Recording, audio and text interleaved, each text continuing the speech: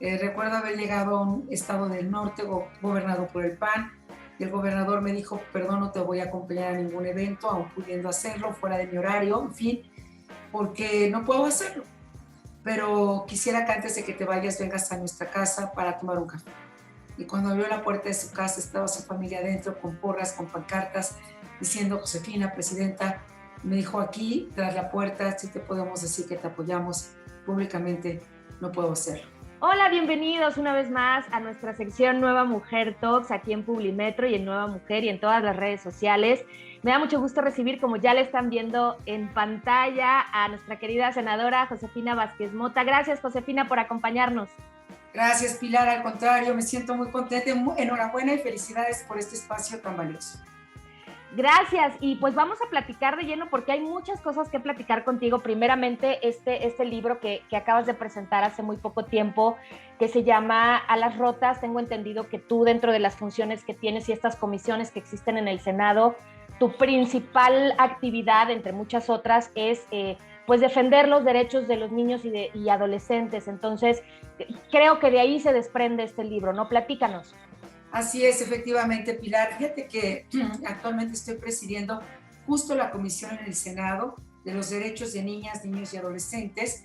Y bueno, entre muchísimas realidades que hoy viven nuestras niñas, niños y adolescentes, hay un terrible crimen que mientras nosotras dialogamos está destrozando la vida de aproximadamente 5 millones de niñas y niños en este momento en el país, que aparte se ha agudizado con la pandemia porque viven con su victimario, con este criminal, en ese metro cuadrado donde viven las niñas y los niños.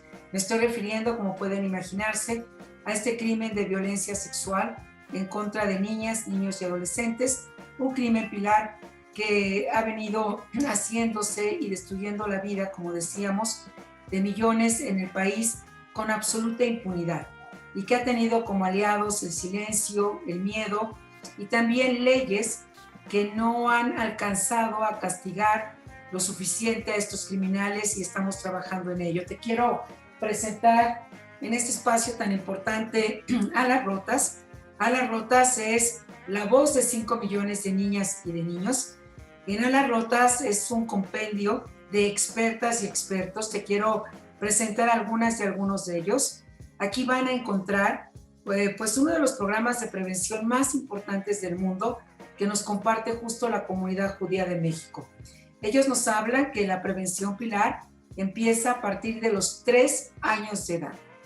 Hablando en el lenguaje de las niñas y los niños, mostrando, por ejemplo, una imagen de una playa donde se ven con sus trajes de baño.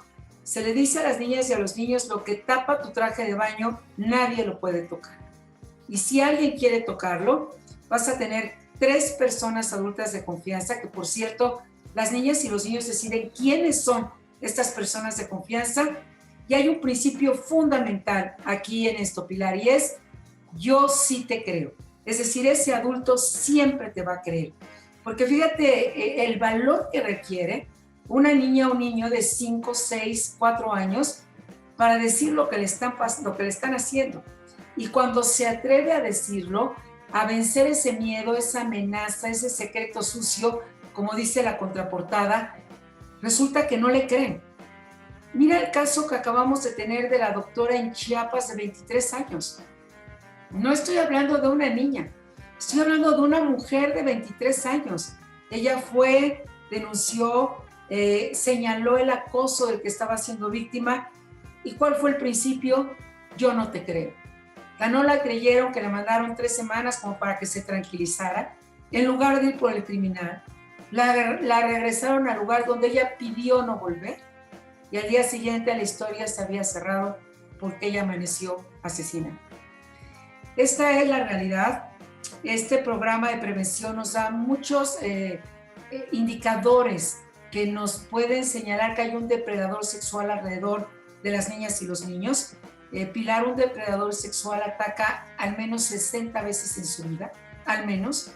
Por eso vemos que van de escuela en escuela, de iglesia en iglesia, de hogar en hogar, que vuelven infiernos. Y por eso en el Senado, por ejemplo, estamos pidiendo que exista un registro de depredadores sexuales, que por cierto en muchos países del mundo existe. ¿Cuál es el propósito? Una vez que purgan su condena, buscan un trabajo al cual tienen derecho, pero tú conoces, como todos los que nos están escuchando, todas y todos, que es muy común que te pidan una carta de antecedentes penales. Claro. Esto está muy bien, sí. Pero fíjate cómo en nuestro país, cuando alguien pide un trabajo con niñas y niños, no le piden una carta de ese registro de agresores sexuales, depredadores sexuales, porque ese registro no existe. Y esto evidentemente hace que el crimen se cometa con absoluta facilidad e impunidad. Por lo general, cuando se conoce y se abre o se rompe el silencio, te das cuenta que este depredador sexual ha cometido no un acto, no un crimen, sino muchísimos. Y ahorita lo estamos viendo en nuestro país en muchos casos que se están visibilizando. Bueno, pues aquí en A las Rotas también están las voces de las víctimas. Está el de Katina Medina Mora, que nos abre los ojos y nos alerta y nos dice, un momento, esto no solo pasa en las familias disfuncionales, esto pasa en cualquier familia, aún en la más amorosa.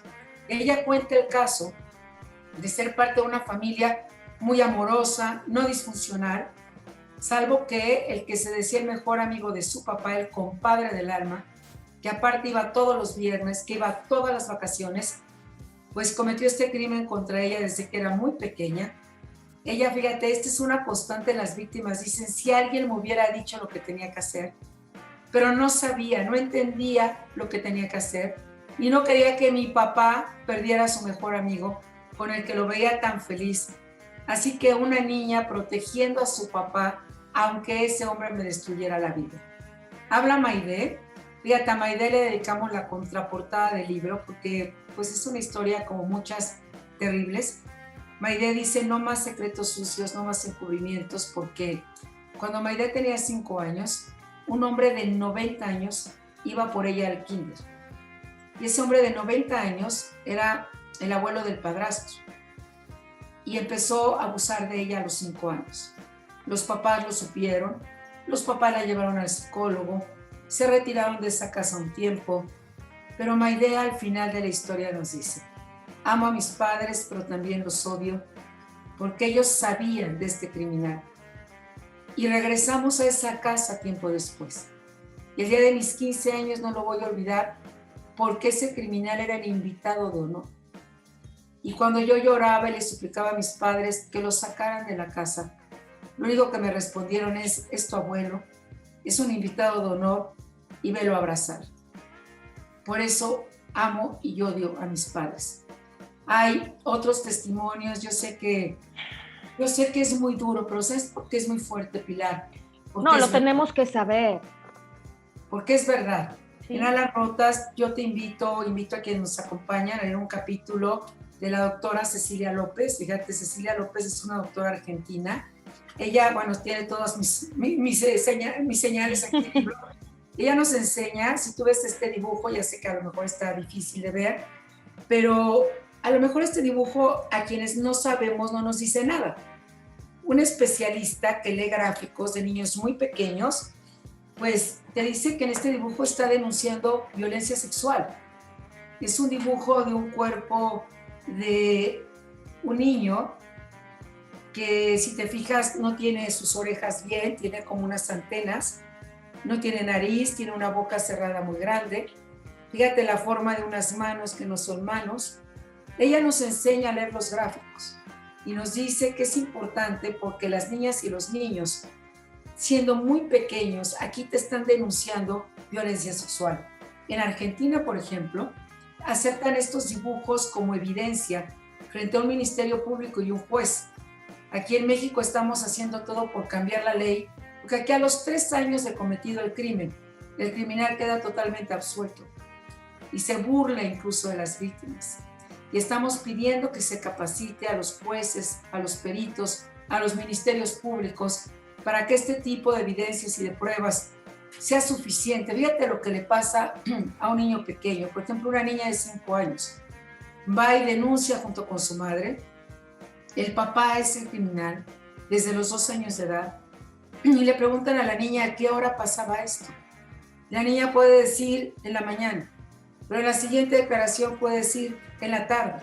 Si para una mujer adulta esto es muy difícil. Claro. Fíjate el tiempo y el lenguaje de los niños, Pilar, no es nuestro lenguaje, no es la manera en que nosotros nos hablamos o entendemos el mundo. Y si la niña dice, en lugar de en la mañana, en la segunda, era en la tarde, por inconsistencia, esa declaración se va a la basura y el caso también. Entonces, nos encontramos aquí a Cecilia López y otro capítulo que seguro tú le vas a dar seguimiento, que es el caso de Sofía. Porque ahora estos criminales viven en las redes sociales, viven en el metro cuadrado del niño. Me estoy refiriendo, 95% de los casos es el padre, el abuelo, el tío, el primo, el hermano, el vecino, el compadre, en fin. En muy pocos casos hay mujeres, pero también las llega a ver. Hay casos de madres que abusan de sus hijos, pero el porcentaje es mínimo. Pero hoy las redes sociales, que tienen aristas tan positivas como esta que nos permite encontrarnos, también son muy amenazantes. Y hoy millones de niñas y niños viven en las redes sociales. Y ahí viven los criminales también. El libro nos invita en un capítulo que es la vida de Sofía, una niña que apenas va a entrar a la adolescencia y que ya no es la popular de su salón. Ella ya no está en las populares, ella ya no está en las suficientes. Entonces se siente presionada con ciberbullying y a su teléfono celular entra Claudio. Ella piensa que es un niño de su edad, que la ama, que la hace sentir suficiente, que la ilusiona, que al mismo tiempo psicológicamente la tortura, hasta que Claudio logra lo que quería, que es que Sofía suba sus fotos desnuda a las redes sociales. Y los papás que cuidan a Sofía, que le ponen candados a su celular, no llegan a darse cuenta. Yo te puedo decir, mi generación y otras generaciones más, aún atrás de la mía, que no crecimos con la cotidianidad de las redes sociales, no conocemos, ve la cantidad hoy de fraudes que hay de tarjetas bancarias, claro, de secuestros express. Es decir, si esto nos pasa a los adultos y como adultos caemos en los ciberdelitos, imagínate una niña o un niño y cuando Sofía sube sus fotos y lo cuentan a las rotas, trata después de suicidarse. Los padres se dan cuenta apenas, pero gran parte de la vida de Sofía pues ha quedado destruida.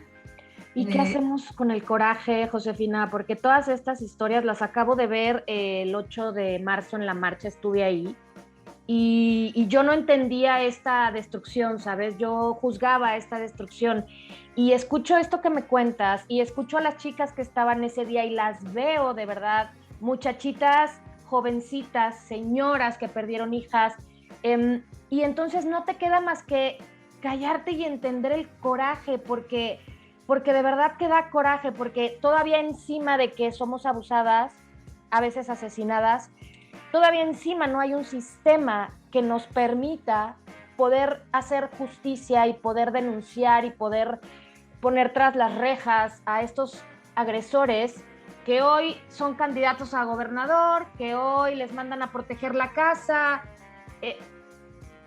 ¿Qué hacemos con este coraje? Tienes toda la razón. Lo primero que yo te diría es, hay que darle voz a las víctimas. Hay que romper el silencio. Yo admiro a estas jóvenes y a todas quienes están rompiendo el silencio. Fíjate cómo al romper el silencio, en uno de los casos, una de ellas, se desataron y se rompieron muchos silencios que llevaban muchos años. Así es. Y van casi 70 casos, por lo menos aquí en México, donde dieron ese paso al frente con ese valor y la determinación.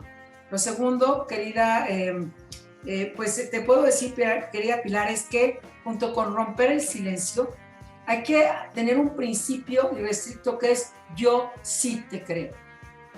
Cuando una niña y un niño cuentan esta historia, cuando una mujer la cuenta, es muy difícil que le esté inventando. Y cuando tú le dices yo no te creo, como esa doctora de Chiapas, la mandas a que la asesinen. O asesinen su alma, o asesinen y exacto. Su vida. En el menor de los casos, que no es menor, asesina su alma porque no crees, porque qué frustración que estés viviendo algo así y por no te crean a veces ni en tu familia. A las rotas, no, aquí tenemos el caso donde cuando ella se atreve a hablar, ella es la condenada en la familia. ¿Cómo se atrevió a decir eso de un abuelo que de los 2 a los 12 años la sentaba en sus piernas no para arrullarla, sino para violarla. Entonces, el siguiente principio es yo sí te creo. Y hoy creo que, Pilar, estamos aprendiendo la sororidad, esto que tú deseas que va más allá de la solidaridad. La prevención se vuelve clave. O sea, una niña y un niño, una mujer, un niño con prevención va a tener más herramientas al menos para denunciar y para hablar que quien no lo tiene. Alguien decía, es que les quitamos la inocencia. No, les quitamos la ignorancia, porque o les quitamos la ignorancia o les arrebatamos la vida entera. Los expertos en este libro te dicen que las víctimas de violencia sexual son sobrevivientes, como quien ha ido a un campo de concentración o ha estado en una guerra, porque en algún momento de su vida eso va a regresar. Y fíjate lo que pasa cuando una mujer denuncia, incluso dicho por otras mujeres, que me parece terrible en esta cultura patriarcal, machista, misógina, pero sobre todo por hombres. ¿Y por qué no denunciaste antes? O sea, ¿cómo puede ser la respuesta? Como si tú fuiste la culpable. Aquí frente a este crimen, Pilar, solo hay dos posiciones. O estás del lado de las víctimas o estás del lado del criminal. No hay medias tintas, ¿eh? Claro, y si tomas la parte del medio de yo no me meto en problemas, que también se da mucho, estás del lado del agresor. Totalmente estás del lado del criminal. Aquí o te pones de un lado, pero si estás en la omisión, estás del lado del criminal. Así es. Nada más quiero que nos imaginemos que esa víctima eres tú o soy yo, o es mis hijas o es mi nieta.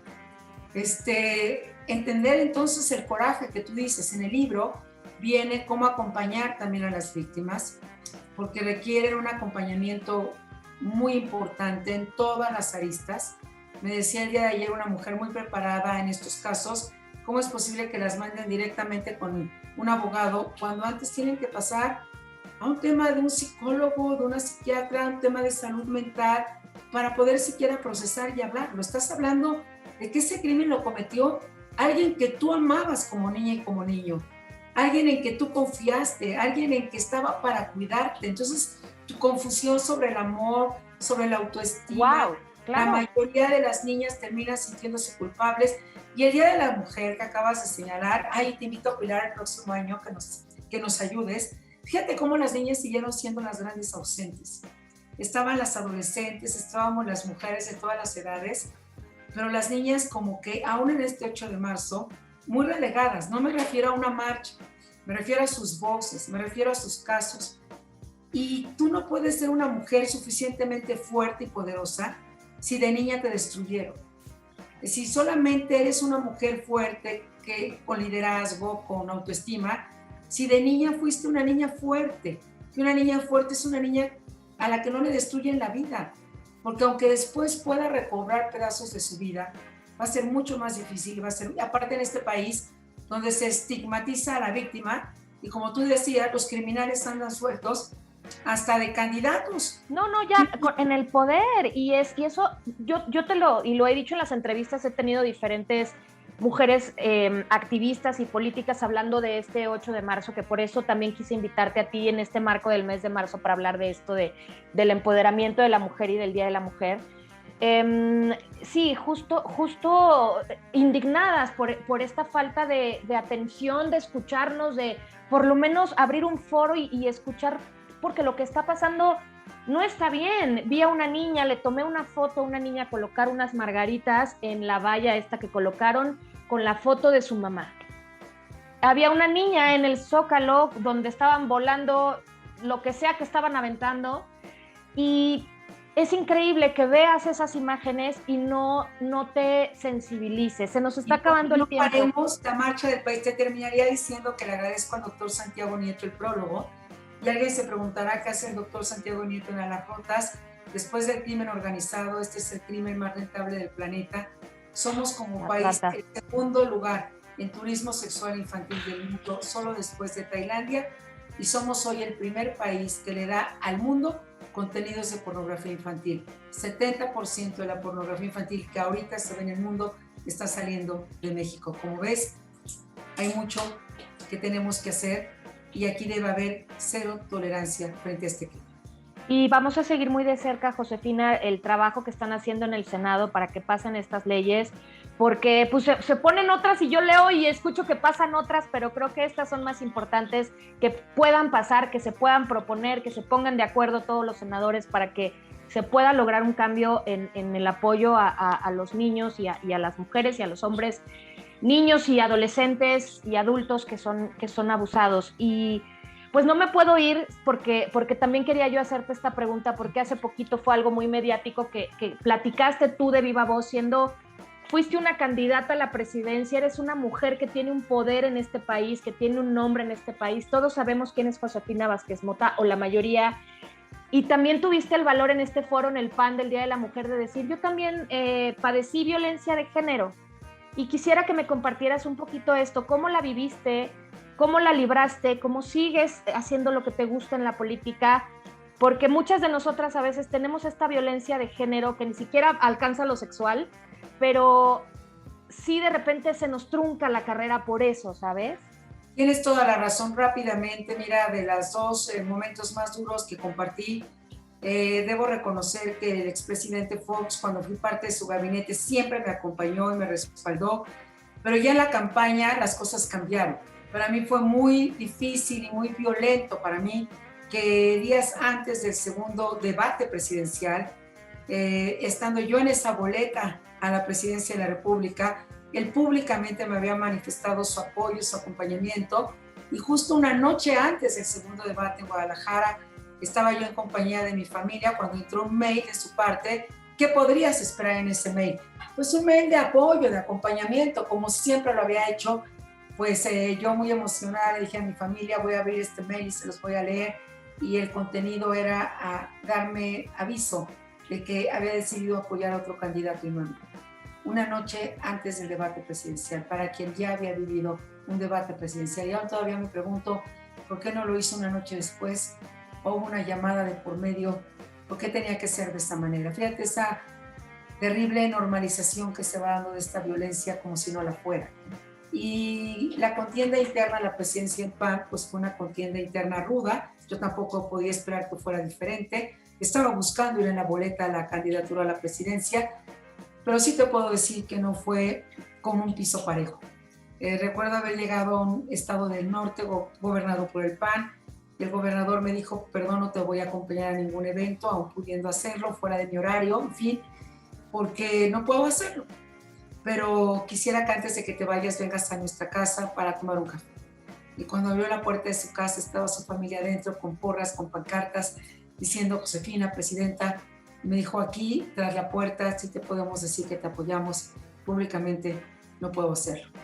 Y llegó pues finalmente el día de la elección interna y ganamos 25 estados del país. Es decir, fue un logro abrumador. Es decir, no había duda. No es que hubiéramos ganado la mitad y el otro estaba así como peleadito, no por el 1%. No, era contundente. Y Calderón te dijo que tenía otros datos. Que le diera un tiempo, que tenía otros datos y que iba a checar si yo había ganado 25 estados. Y así arrancamos esa noche la contienda a la presidencia de la República. Y bueno, decirte que que no debemos permitirlo, que muchas no son preguntas sino descalificaciones, y que hay que entrar a estas contiendas con resiliencia, reconociendo que para nosotras va a ser más adverso, pero hay que entrar con fuerza, con determinación, con coraje y cero ingenuidad.